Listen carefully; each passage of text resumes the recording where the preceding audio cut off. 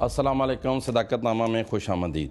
جیسا کہ کچھ روز قبل بڑی تبدیلی کی باتیں ہوتی رہی اور آپ نے دیکھا کہ پاکستان میں وہ بڑی تبدیلی بھی پرامن طریقے سے ہو گئی۔ اس کے بعد آپ نے لانگ مارچ اور دھرنے کی باتیں دیکھیں۔ لانگ مارچ ہوا، جب لانگ مارچ راولپنڈی پہنچا تو سابق وزیر اعظم عمران خان صاحب نے ایک یو ٹرن لیا۔ پھر انہوں نے کہا کہ ہم کے پی اور پنجاب کی اسمبلیاں تحلیل کر دیں گے، لیکن ان کے لہجے سے اور ان کے رویے سے نہیں لگتا کہ وہ اسمبلیاں تحلیل کریں گے۔ اگر کرتے ہیں تو پھر حالات کس طرف جائیں گے، اگر نہیں کریں گے تو حالات کس طرف جا رہے ہیں، اس پر ہم گفتگو کریں گے۔ آج ہم نے انتہائی اہم سیاسی شخصیت کو مدعو کر رکھا ہے۔ وہ بہت سارے شعبوں میں اپنی پہچان خود ہیں، لیکن اگر میں یہ کہوں کہ وہ میرے استاد بھی ہیں تو یہ کوئی غلط نہیں ہوگا۔ جناب صدیق الفاروق صاحب، سر بہت شکریہ آپ نے ہمیں وقت دیا۔ سر میرا پہلا سوال تو یہ ہے کہ آپ نے اپنے سیاسی سفر کا آغاز کب کیا سر؟ بسم اللہ الرحمن الرحیم۔ صداقت صاحب، میں اسٹوڈنٹ لیڈر تھا یہاں 76 میں، government post graduate college Asghar مار راولپنڈی کی اسٹوڈنٹس یونین کا پریزیڈنٹ اور ڈسٹرکٹ پنڈی کی تمام یونینز کا چیئرمین تھا۔ تو اس حیثیت میں اس وقت بھٹو صاحب کے خلاف پہلا جلوس بھی میں نے نکالا، اس کی قیادت کی۔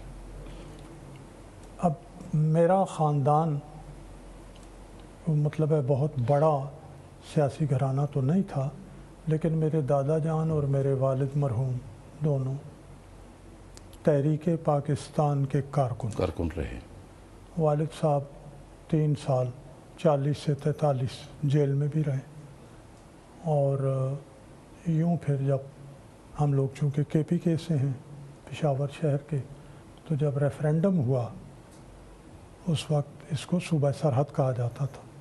صوبہ سرحد میں ریفرینڈم ہوا تو میرے والد اور دادا دونوں نے اس ریفرینڈم میں بہت کام کیا، اور اس ریفرینڈم کے نتیجے میں آج کا کے پی کے پاکستان کا حصہ بنا۔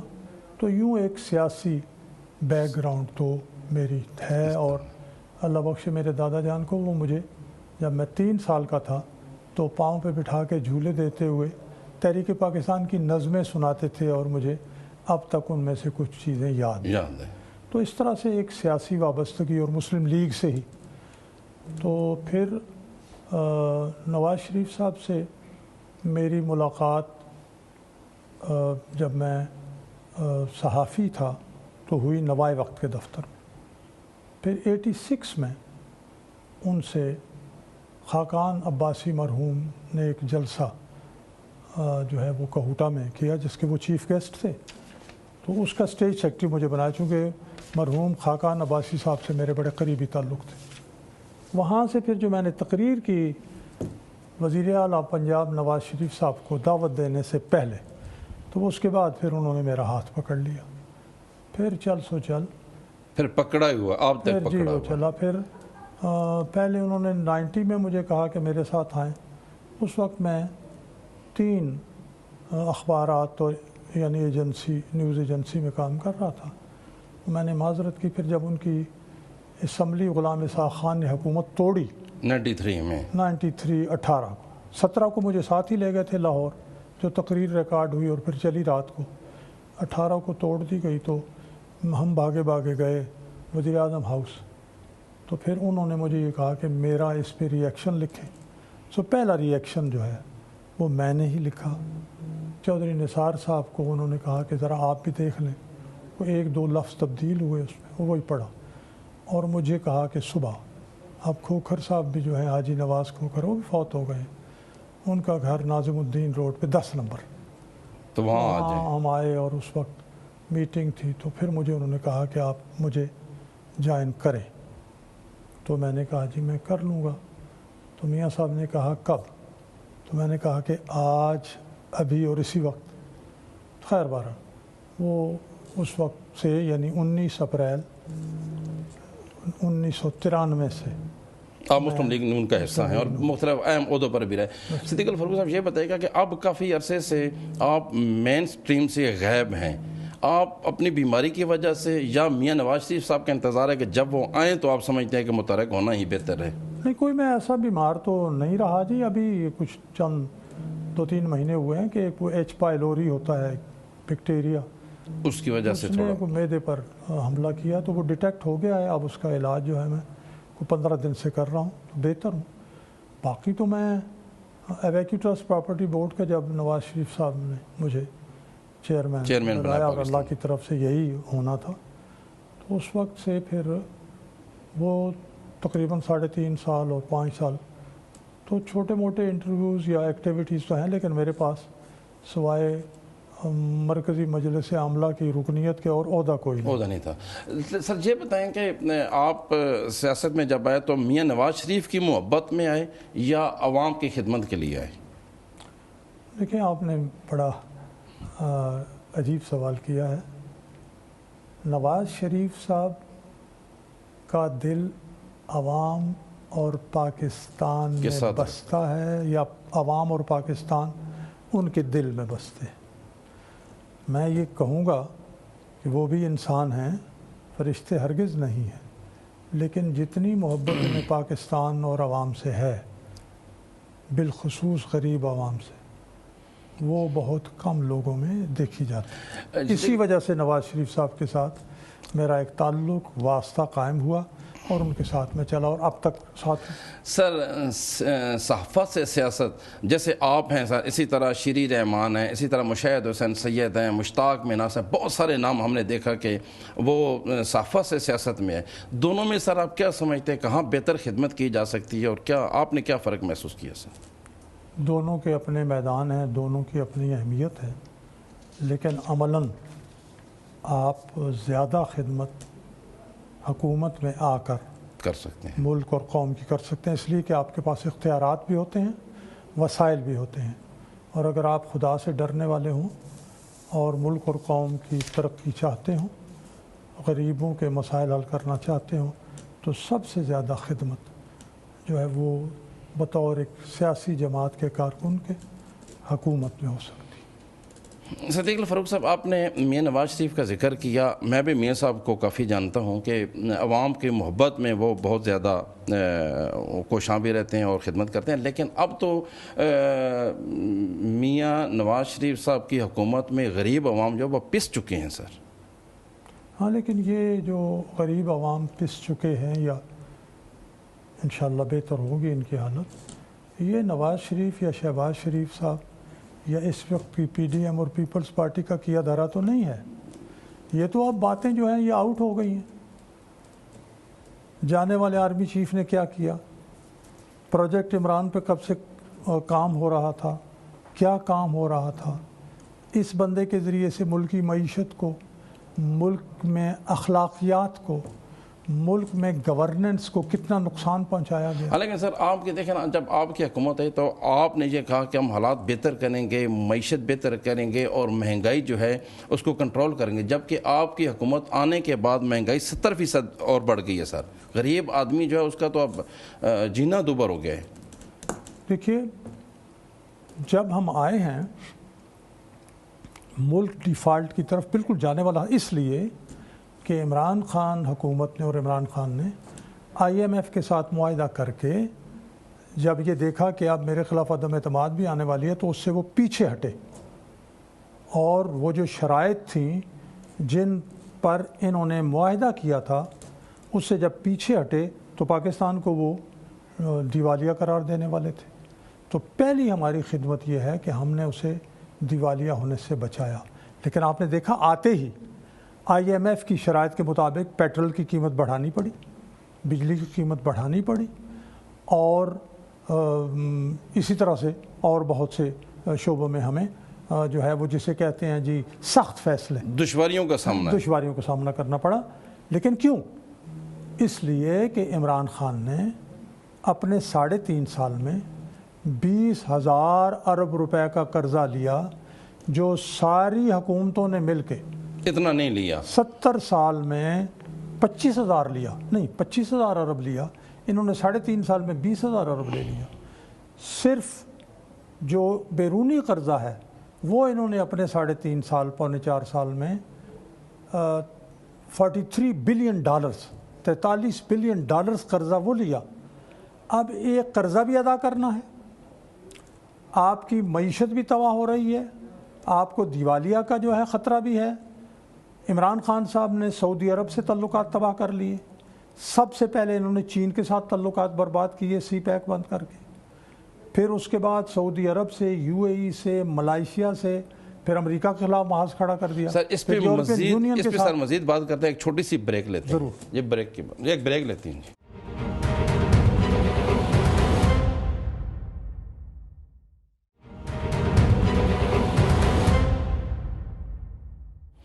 بریک کے بعد خوش آمدید صدیق الفاروق صاحب۔ ہم بریک پہ بیٹھے تو ہم بات کر رہے تھے معیشت کی، اور معیشت کے حوالے سے اگر بات کی جائے تو جب روس سے سابق وزیر اعظم عمران خان نے معاہدے کیے اس وقت آپ کی پارٹی نے کڑی تنقید کی کہ یہ مناسب نہیں ہے، جبکہ اب آپ کی حکومت بھی روس سے اسی طرح تیل کے اور دیگر جو معاہدے کر رہے ہیں، اگر اس وقت ہو جاتے تو آج شاید ملک کی یہ حالت نہ ہوتی۔ آپ کیا سمجھتے ہیں سر؟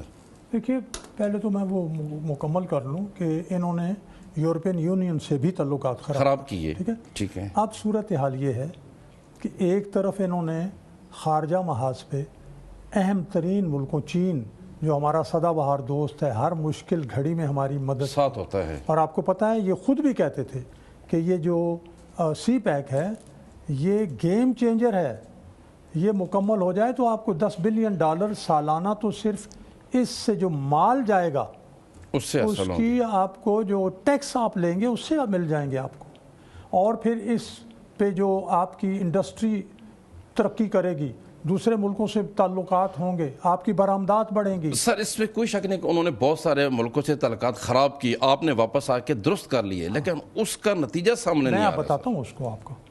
اس کے ساتھ انہوں نے دوسرا کام کیا، نیب کو سرمایہ کاروں کے پیچھے لگایا، تاجروں کے پیچھے لگایا، ان کے پیچھے کارخانہ داروں کے پیچھے لگایا، اور انہوں نے بیوروکریسی کے پیچھے لگایا۔ ایک طرف بیوروکریسی نے کام کرنا بند کر دیا، دوسری طرف جو سرمایہ کار، آپ نے تو سر آتے سب کی جان چھڑا دی، آپ کی حکومت نے تو جان چھڑا دی ان کی۔ یہ پیسہ باہر لے کے چلے گئے، ادھر قرضے انہوں نے لیے، اس سب سے خارجہ محاذ پہ تعلقات خراب، ملک کو گورننس کے محاذ پہ میدان میں تباہ کیا، ملک کو سرمایہ کاری اور معیشت کے لحاظ سے تباہ کیا۔ 165 روپے سے 189 پر ڈالر چلا گیا۔ کیوں چلا گیا؟ آپ کو یاد دلاؤں کہ یہ جو ان کے آخری وزیر خزانہ تھے شوکت طرین، اگر ان کا 1 اپریل 2021 کا شاہ زیب خانزادہ کے ساتھ انٹرویو دیکھ لیں، اس میں انہوں نے کہا کہ ہماری حکومت نے ملکی معیشت کا بیڑا غرق کر دیا ہے۔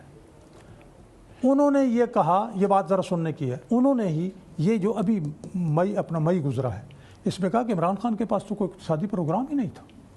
اب وہ آدمی اس نے پاکستان کو یوں تباہ برباد کیا۔ اب آپ یہ کہتے ہیں کہ لیکن سر ایک بات ہے کہ مسلم لیگ نون کے پاس تو پھر ہے نا سر، بہت اچھے سوچ والے اور اچھے وین والے لوگ ہیں، دیکھیں آپ کے پاس اسحاق ڈار صاحب ہیں، تو پھر انہوں نے بھی آ کے کچھ نہیں کیا سر۔ ابھی بھی عوام دیکھ رہی ہے کہ معیشت جو ہے وہ کوئی پھونک مارنے سے ٹھیک نہیں ہے۔ لیکن سر عالمی منڈی میں تو اب تیل نیچے جا رہا ہے۔ میں عرض کرتا ہوں، آپ سوال پہ سوال اگر ساتھ ساتھ کرتے جائیں گے جواب آئے گا نہیں۔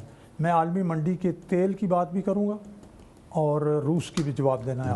جی دیکھیے، 3.25 سال میں معیشت جس طرح تباہ کی، وہ تمام انویسٹر، وہ تمام کانفیڈنس جو آپ نے برباد کر دیا، اس اعتماد کو بحال کرنے اور وسائل کو دوبارہ اپنی جگہ پر لانا جو ہے، یہ کوئی مذاق نہیں ہے، یہ کوئی خالہ جی کا گھر نہیں ہے، یہ فطری راستہ اختیار کیا ہم نے یہ کیا کہ ڈیفالٹ سے ہم نے الحمدللہ بچایا ملک کو۔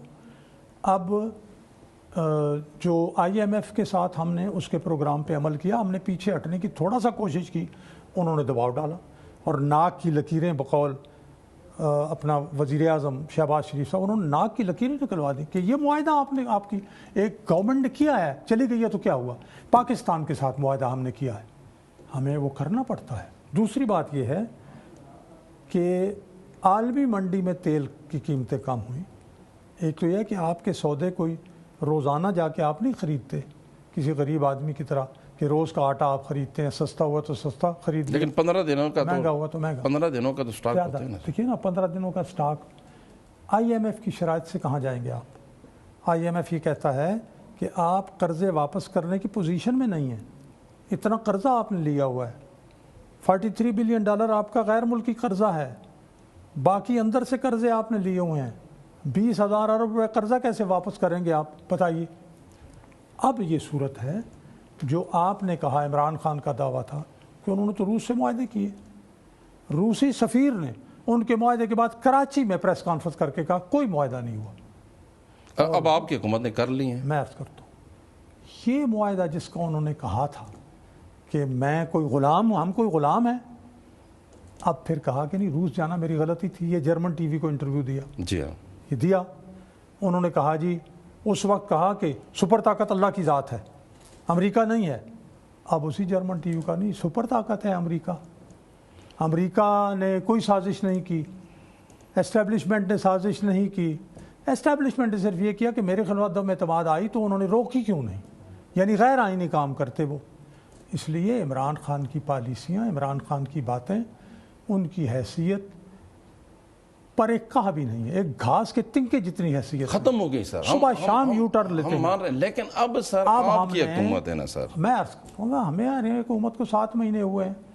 بڑا عرصہ ہوتا ہے سر. آپ دیکھیں نا, سارے پرانے لوگ ہیں, سمجھدار ہیں, اور ہر اعتبار سے ماہر ہیں. آپ کے تو تجربہ کار ٹیم ہے سر آپ کے پاس. تو بڑے ماہر تجربہ کار ہیں, لیکن پیسہ چاہیے نا. عمران خان نے تو پاکستان کی معیشت کو ڈائنامیٹ لگا کے برباد کر دیا, تباہ کر دیا. آپ, میں شیخ رشید کا وہ بیان آپ کو یاد دلاؤں جو اس نے کہا تھا ہم نے تو بارودی سرنگیں لگا دی ہیں, آپ کریں ذرا ٹھیک پتہ چلے آپ کو. تو وہ تو بارودی سرنگیں لگا کے, سیاسی بیان نہیں تھا. یہ نہیں سیاسی بیان, یہ بارودی سرنگیں ہیں. یہی تو اس نے شاید ایک بیان ٹھیک دیا ہے, یہی تو بارودی سرنگیں ہیں. آپ کی گورننس برباد ہو گئی.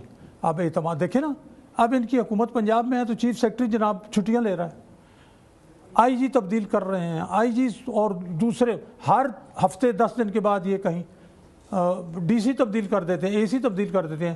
جس ڈویژن کا آپ ان کا وزیر اعلیٰ پنجاب تھا بزدار, وہاں انہوں نے 3.5 سال میں 3.25 سال میں 13 کمشنر تبدیل کیے. کو کام کر سکتا ہے.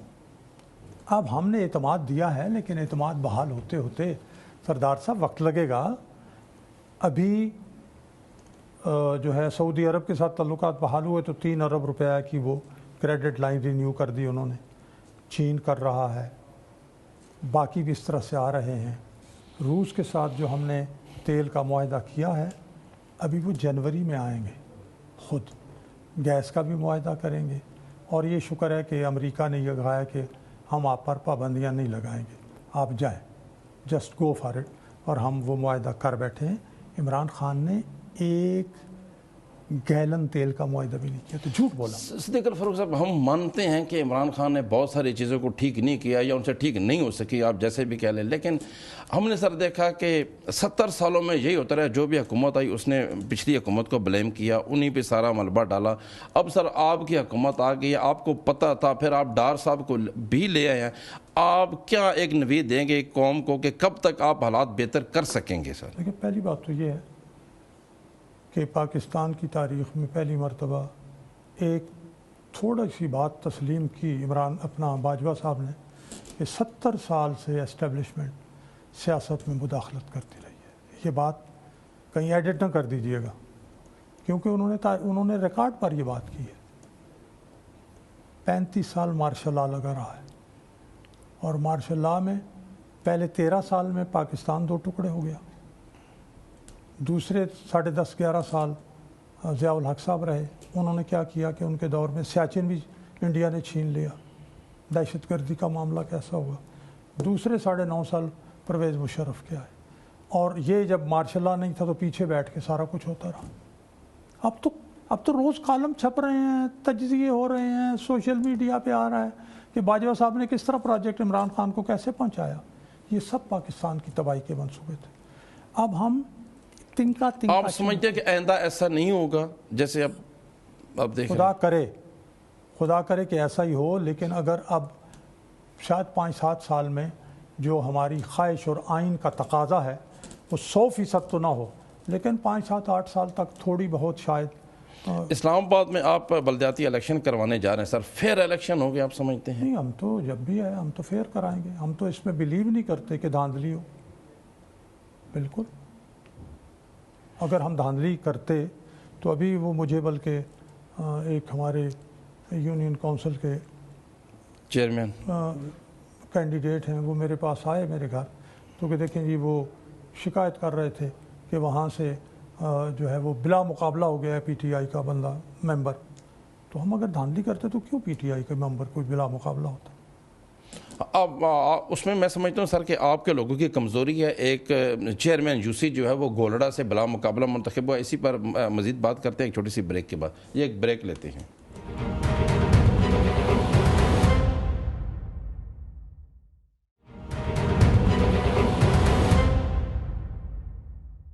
بریک کے بعد خوش آمدید. سر بریک پہ جانے سے پہلے آپ ایک خوشخبری کی بات کر رہے تھے. اس مشکل ترین وقت میں سر کون سی خوشخبری آپ عوام کو دینا چاہتے ہیں؟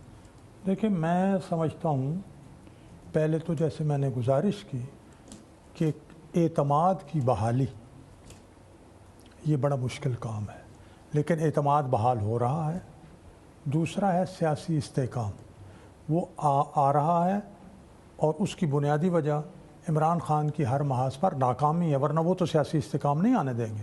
وہ ہر محاذ پر ناکام ہو چکے ہیں. خوشخبری یہ جو روس کے ساتھ تیل کا معاہدہ ہوا ہے، یہ جو ہی آنا شروع ہوگا، ڈیزل اور پیٹرول نیچے آ جائیں گے. پیٹرول یہ نیچے آ جائے گا انشاءاللہ العزیز. کب تک یہ ممکن ہے سر؟ میرا خیال ہے 30-40 دن میں یہ ہو جائے گا، آنا چاہیے. ہو جائے گا.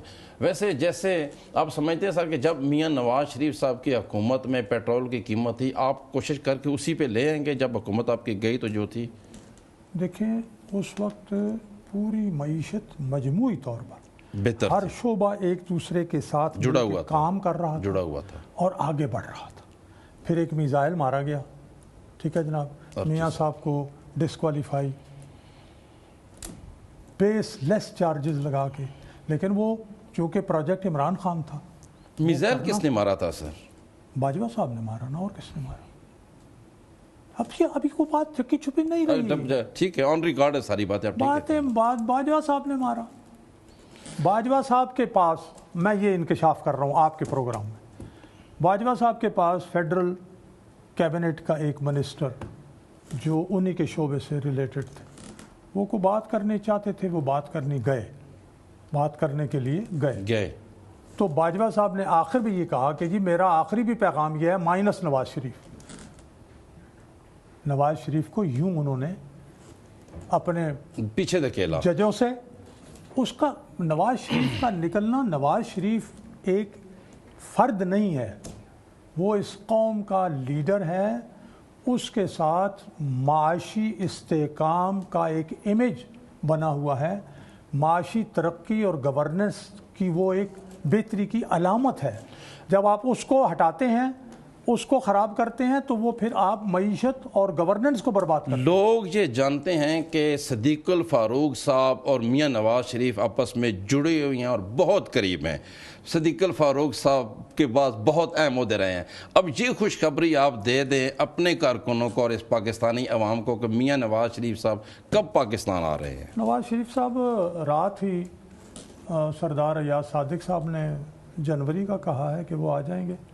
میں یہی سمجھتا ہوں کہ اگر میں تھوڑا سا اور اس کو آگے بڑھاؤں تو مجھے امید ہے کہ مارچ تک ٹھیک ہے آ جائیں گے. اس لیے کہ جو جھوٹے مقدمے، ساری عمر کی ڈسکوالیفیکیشن، یہ سارا کچھ انہوں نے کیا، ساری چیزیں ختم. سر یہ بتائیں مارچ تک آپ رہیں گے؟ ویسے حکومت میں رہیں گے مارچ تک؟ کیا لگ رہا ہے؟ انشاءاللہ العزیز یہ حکومت انشاءاللہ اللہ تعالیٰ کی قدرت کاملہ، وہ چاہے تو میں یہاں سے اگلا لفظ نہ نکال سکوں، اللہ کے اختیار میں ہے. لیکن اگر معاملات اس طرح ہی ہیں تو پھر یہ حکومت تو جناب بالکل کم از کم اگست تک تو رہے گی.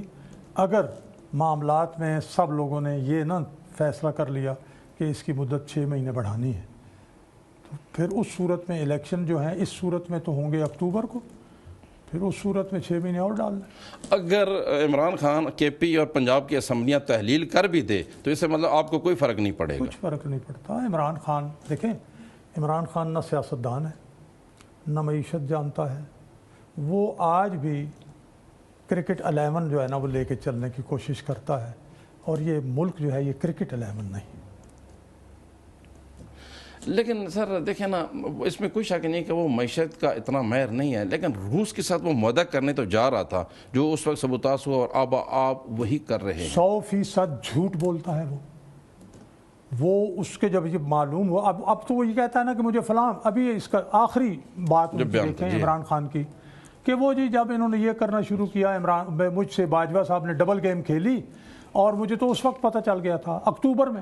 بھائی اگر آپ کو اکتوبر 21 میں پتہ چل گیا تھا تو پھر اس وقت سے انہوں نے یہ چکر چلانے شروع کیے نا، این آخر میں جب جنگ شروع ہونے والی ہے جا کے صرف قوم کو بے وقوف، جیسے انہوں نے وہ کیبل سے بے وقوف بنایا، وہ جعلی کاغذ۔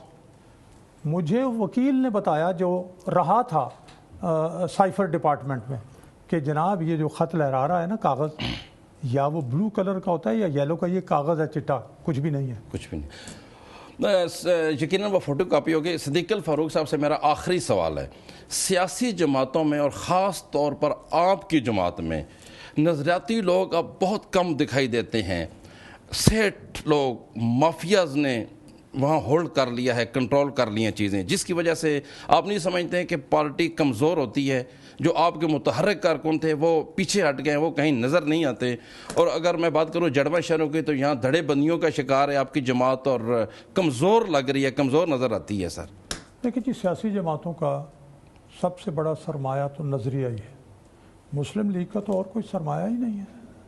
پاکستان کا مطلب کیا؟ لا الہ الا اللہ، ٹھیک ہے، اور کوئی ہمارا سرمایہ ہے ہی نہیں۔ دوسرا، سیاسی جماعتوں کی جو قوت ہوتی ہے وہ ان کی تنظیم ہوتی ہے۔ نظریہ تو ہمارا وہی ہے، لیکن تنظیم کے لحاظ سے ہماری پارٹی کو، ہماری قیادت کو ابھی کام کرنا ہے، اور مزید کام کرنا ہے، اور بڑی تیزی سے اور بڑی قوت سے اور اچھے لوگوں کے ذریعے تنظیم کا کام مکمل کروانا ہے۔ صدیق الفاروق صاحب، بلدیاتی الیکشن سر پہ ہیں اور وہ ہی فیصلہ کریں گے کہ آپ کی جماعت کتنی مقبول ہے یا کارکن کتنے اپنی جماعت سے مطمئن ہے، چونکہ 31 تاریخ کو الیکشن ہے، اس کے بعد ہی فیصلہ ہوگا۔ سر آپ نے ہمیں وقت دیا، بہت شکریہ آپ کے وقت دینے کا۔ ناظرین، آپ نے سنا، بہت اہم گفتگو ہے۔ صدیق الفاروق صاحب جو ہیں وہ مسلم لیگ نون کے انتہائی اہم رہنما ہیں، اور انہوں نے بہت اچھی ہمیں باتیں بتائیں، اور انہوں نے میاں نواز شریف کی واپسی کا بھی جو وقت بتایا وہ مارچ ہے، اور یقیناً یہ رابطے میں رہتے ہیں، یہ قریب قریب ہوں گے، چونکہ مارچ تک کوئی ایسی چیزیں نظر آ رہی ہیں۔ ہمارے پروگرام کا وقت ختم ہوتا ہے، ہمیں اجازت دیجیے، اللہ حافظ۔ پاکستان زندہ باد۔